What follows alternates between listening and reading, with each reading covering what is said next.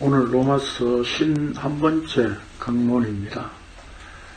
제목은 걸림돌인데, 제목을 보니까 이미 무슨 내용을 이야기할 건지 아시겠죠? 뭐 아시는 분은 뭐 바쁘시면 가셔도 괜찮겠습니다. 그런데 왜 이 시점에서 지금 걸림돌에 대한 이야기를 하고 있느냐라고 하는 거죠. 로마서가 사도 바울이 하나님의 복음에 대해서 처음부터 선언하고 이야기하면서 우리의 죄에 대하여서 길게 설명을 했습니다. 그 죄의 근세의 메인 상태가 저주의 상태, 하나님의 심판 아래에 있는 상태라는 것을 3장 중반부까지 설명을 했었습니다. 그리고 이제 하늘에서 한 의가 나타났다, 이렇게 선언을 하면서 그 의를 설명을 하고 있습니다. 그러니까 그 하나님의 의는 무엇과 대비해서 지금 설명을 하고 있는 겁니까? 그 앞에 뭐 이야기했다고 그랬죠? 그 넉을 놓고 계세요. 인간의 죄에 대해서 이야기했다고 그랬죠. 하나님의 심판, 저주 아래에 있는 상태의 인간의 죄. 그래서 그 죄라고 하는 것은 단순히 우리의 어떤 행위에 의해서 나오는 것이 아니라 어떤 권세의 메인 상태, 그게 죄라고 그랬죠. 그러면 그 하나님의 의는 결국 무엇과 대비해서 설명하는 겁니까? 답 다 가르쳐 줬잖아요. 죄와 대비해서 하나님의 의를 설명하는 거잖아요. 그러니까 우리의 불의가 의롭지 못한 상태가 죄라는 겁니다. 그렇죠? 그래서 이제 그 하나님의 의를 예수 그리스도로 쭉 설명을 해오다가 왜 예수 그리스도를 바울이 이렇게 강조하고 설명해야 되느냐라고 하는 것을 이제 9장점에 와서는 자기도 이스라엘 사람이지만 하나님은 이스라엘을 버렸다. 왜 버렸느냐? 하나님의 약속이 이제 무효가 되었는가? 거기에 대한 설명을 9장부터 이제 하고 있는 거죠. 그러니까 이스라엘이 다 이스라엘이 아니다라고 하는 겁니다. 궁극적으로 구약에서 하나님께서 이스라엘을 선택하신 이유는 뭐라고요? 참 이스라엘 대신 예수 그리스도를 설명하고 보여주기 위한 선택이었다라고 하는 거죠. 그것 때문에 아브라함을 선택하신 하나님에 대해서 설명을 했고, 또 이삭이 약속의 씨라고 하는 이야기를 했고, 그래서 그 약속의 씨에서 또 에서와 야곱으로 갈라지는 것은 하나님의 사랑이 어디를 향해 있었는가라고 하는, 즉 야곱을 향해 있었다는 것을 보여주고 설명했습니다. 그리고는 이제 하나님의 선택이 그러면 반드시 구원할 자, 언약 안에 있는 자만 선택하느냐, 그게 아니라 모세와 바로를 선택하신 하나님은 모세를 통해서 참 선지자이신 진짜 이스라엘이신 예수 그리스도를 보여준다면 바로를 통해서는 어떻게 한다고요? 그에게 재앙과 심판을 내리는 것을 통해서 하나님께서 바로를 왜 선택하셨는지, 자기 영광을 드러내기 위해서 선택하셨다는 것을 설명했었습니다. 그걸 증명하기 위해서 그 다음에 무슨 비유를 했죠?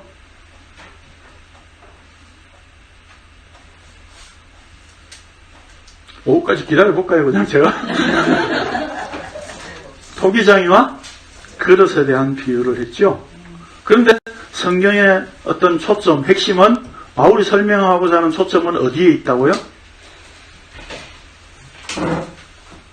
좀 이렇게 왔다 갔다 하면 재밌게 합시다. 누구에게 있다고요? 토기장이에게 있다고. 그래서 우리가 그릇을 뭐 준비한다든지, 뭐 그릇을 깨끗하게 해야 한다든지 하는 그런 의미로 그릇을 이야기를 하고 있는 게 아니라고 그랬죠. 네, 그건 그릇된 생각이라고. 기억나시죠, 그거는? 네, 그것만. 네. 그리고 그 다음에 무슨 이야기를 했습니까? 그 다음에 남은 자 이야기를 했죠. 그러니까 이스라엘이 다 이스라엘이 아니라 하나님께서 토기장이로서 그릇을 만드신 권한이 있으시다면 그분이 또한 파기하실 수 있는 권한도 갖고 계신 분, 그렇게 설명을 했었잖아요. 그렇죠? 그렇다면 파기하고 그 가운데서 남은 자를 두시는 이 긍휼의 그릇으로 만드시는 것이 누구의 권한이라고요? 하나님의 권한이고 하나님의 선택이고 하나님께서 은혜를 베푸신, 긍휼을 베푸신 자에게 주어진다는 것입니다. 그렇죠? 그래서 남은 자를 우리는 남겨진 자로 생각을 했었죠. 그래서 그 남겨진 자는 어떤 존재였습니까? 다 이쪽으로 옮겨 했는데 못 옮기고 앉아 있었던 거죠. 왜요? 엉덩이에 본드가 붙어 있었어. 옮겨가려고 옮겨갈 수 없는 존재. 다른 말로 하면 말씀의 메인 존재. 말씀에 사로잡혀서 붙잡혀 있었기 때문에 그 말씀에 의해 남겨진 자. 그분이 누굽니까? 예수 그리스도시라는 것을 우리가 생각했었죠. 그 남겨진 자, 남은 자이신 예수 그리스도 안에 이제 은혜로 부름을 받은 자가 이제 남은 자가 된 거죠. 그것을 우리는 뭐라고 표현합니까? 부자로? 교회, 성도. 그렇게 표현하는 거죠. 그래서 우리가 지난주까지 했던 걸 이제 대충 정리를 했습니다. 길고 멉니다. 자, 교환 보겠습니다. 오늘 이제 본문. 이사야 55장에 보면 이런 말씀이 있습니다. 같이 읽을까요? 시작. 이는 내 생각이 너희의 생각과 다르며 내 길은 너희의 길과 다름이니라. 여호와의 말씀입니다. 이는 하늘이 땅보다 높음같이 내 길은 너희의 길보다 높으며 내 생각은 너희의 생각보다 높음이니라. 이 말씀은 단순히 하나님의 생각이 우리의 생각과는 의견이 조금 다른 정도, 조금 다르다라고 하는 그런 정도를 의미하는 것이 아니라 하나님의 생각이나 계획은 인간의 생각이나 계획과는 전혀 다른 차원의 것이라는 뜻입니다. 하늘과 땅이다 이 말입니다. 땅에서 이렇게 조금 차이 나는 그런 정도가 아니라 인간의 땅의 생각이라면 하나님의 생각과 계획은 어디요? 하늘의 생각과 계획이다 이 말입니다. 그래서 죄인의 습성은 항상 하나님을 자기 수준으로 생각하게 되어 있습니다. 하나님의 수준을 낮추어서 생각한다는 말이라기보다 모든 것을 자기를 위하는 관점에서 하나님을 생각한다는 것입니다. 다시 말해서 우리의 신앙이란 자신의 입장에서 하나님을 이용해 먹으려고 하지 하나님의 말씀이나 하나님의 일하심을 생각하지 않고 하나님의 뜻에 맞추려는 마음이 아니라는 말입니다. 그러니까 우리가 이제까지 교회 생활 해오면서 늘 생각했던 게 뭐예요? 하나님을 기쁘시게 하자 하면서도 실제는 뭡니까? 하나님이 내 기분 맞춰주십시오 이거였잖아요. 그렇죠? 내가 기분이 좋으면 하나님 나 천국 갈 것 같아요 이거고, 내 기분이 좀 다운돼 있으면 어떻게 해요? 나 천국 못 갈 것 같아 이런 거였잖아요.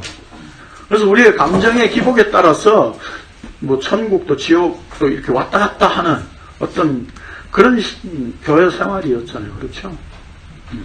그래서 성경 좀 읽고 좀 교회 봉사하고 일요일날 예배 좀 안 빠지고 다 하루 참석하고 이제 일요일날 주일날 오후에 집에 들어가면 이제 뿌듯한 거죠. 그때는. 그렇죠? 오늘 뭔가 했어. 하나님을 기쁘시게 했어. 그런 걸로 살아왔었던 거예요. 그걸 교회 생활이라고 하는 겁니다. 다른 말로 하면 종교 생활이고요. 좀 더 심하게 표현하면 여가 선용입니다. 취미 생활이고. 성경이 하나님의 말씀이라는 의미는 하나님의 자기 계시라는 측면에서 하나님의 말씀이라고 해야 합니다. 즉 하나님께서 자신의 뜻을 말씀으로 계시하신 책입니다. 그러니까 성경을 우리가 제가 전에 이 질문 다른 분들한테 이야기할 때 질문과 답을 다 이렇게 만들어 드렸죠. 네. 처음 들으시는 것처럼 이렇게 쳐다보십니까? 네. 성경이 하나님의 말씀이야 이렇게 물어보라 그랬죠. 네. 교회 다닌다는 사람들한테 그럼 하나님의 말씀이라고 하지요. 그럼 왜 하나님의 말씀이야 이렇게 물어보셔야 돼요. 물어보면 뭐라고 답합니까 보통? 다 하나님의 말씀이니까 하나님의 말씀이라고 하지 그러잖아요. 그럼 또 다른 답변이 있습니까? 근데 이렇게 이제 질문하셔야죠. 그러면 성경에는 욥의 친구들의 되도 안 한 말도 있고 마귀의 말도 있고 그런데 이걸 다 어떻게 하나님의 말씀이라고 할 수 있느냐 이 말이에요. 그거 질문 한번 해보십시오. 교회 다닌다는 사람들 답변할 수 있는 사람들 제가 볼 때는 거의 없습니다. 그렇기 때문에 성경이 하나님의 말씀이다 라고 말할 때 그 의미는 어떤 의미에서 우리가 이해해야 되죠? 하나님의 자기 계시. 그러니까 하나님은 욥의 친구들의 그 되지도 않는 말, 마귀의 말들, 선지자의 말, 왕의 말 이런 것들을 통해서 다 종합해서 하나님 자신을 그걸 통해서 하나님 자신을 드러내고 보여주신다 이 말입니다. 그래서 성경은 하나님의 말씀이라고 하는 거예요. 그래서 그걸 간단하게 표현하면 하나님께서 자신의 뜻을 말씀으로 계시하신 책이다 라고 하는 겁니다. 그래서 카드 칼럼을 통해 제가 이렇게 전달 안 해드렸죠? 카페에 올려놨나요? 네. 그 의미는 바로 이런 어떤 좀 설명이 필요한 그런 내용입니다. 간단하게 제가 했지만, 그렇게 깊은 의미가 들어있으니까 그런 내용을 이렇게 좀 이렇게 머릿속에 숙지하시면 우리가 말씀을 이해하고 전달하는데 많은 도움이 되리라 생각이 됩니다. 어쨌든, 그렇게 해서 우리가 하나님의 그런 관점에서 하나님의 말씀이라고 우리가 이해된다면 이제 그 하나님의 말씀인 성경은 우리가 어떤 관점에서 이해해야 되는가 하고 하는 것이 이제 잡히는 거죠. 그게 뭡니까? 어떤 성경 본문을 통해서든지 내가 뭘 해야 되느냐가 아니라 하나님 자신이 어떤 분인가, 하나님 자신을 어떻게 보여주고 드러내고 있는가. 모든 본문을 대할 때 우리가 이렇게 봐야 된다는 겁니다.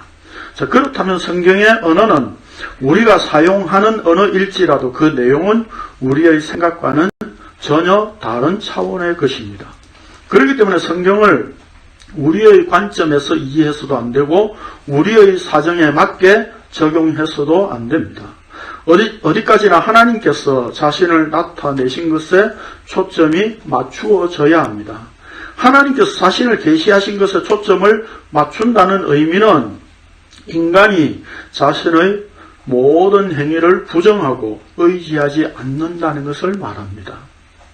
그러니까 우리가 성경을 하나님의 자기 계시라고 하는 관점에서 보게 되면 거기에 일단 뭐가 제거된다는 겁니까? 우리의 모든 행위가 제거되고 부정될 수밖에 없다 이 말입니다. 왜요? 다 누가 하신 일이라고요? 하나님께서 하신 일이기 때문에. 물론 오늘날 교회에서 하나님이 하신 일이다 이렇게 말은 하잖아요. 그렇죠? 그런데 거기에 우리의 인간의 이제 예수 믿은 이후에 우리의 행위를 꼭 집어넣으려고 하는 거죠. 계속해서. 네. 그게 아니라는 겁니다. 그러므로 하나님의 권한에 대해 인간은 할 말이 없는 존재입니다. 이런 점에서 바울 사도는 토기장이와 그릇에 대한 비유로 하나님은 그릇을 만드신 분이실 뿐만 아니라 파기하실 수도 있는 분이라고 하였습니다. 그래서 내 백성이 아니라고 한 그곳에서 하나님의 아들이라 일컬음을 받는다고 하였습니다. 이스라엘이라고 해서 다 이스라엘이 아니라 남은 자만 구원을 받는다고 하였는데, 성경에서 남은 자란 단순히 남았으니까 남은 자가 아니라 하나님께서 남겨두신 약속의 씨, 곧 예수 그리스도이십니다.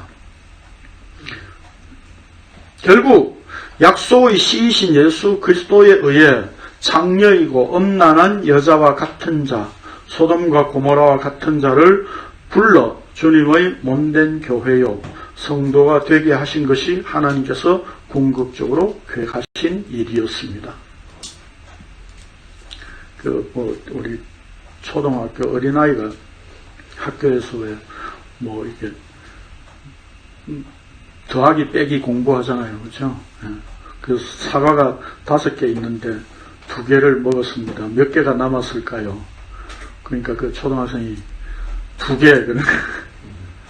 왜냐하면 우리 할머니가 먹는 게 남는 거라고 그랬다고.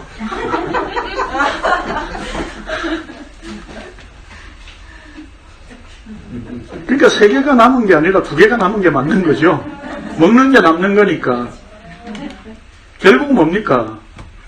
생명의 양식으로 오신 그분이 우리가 먹은 게 그 생명의 떡으로 먹은 게 남는 거예요.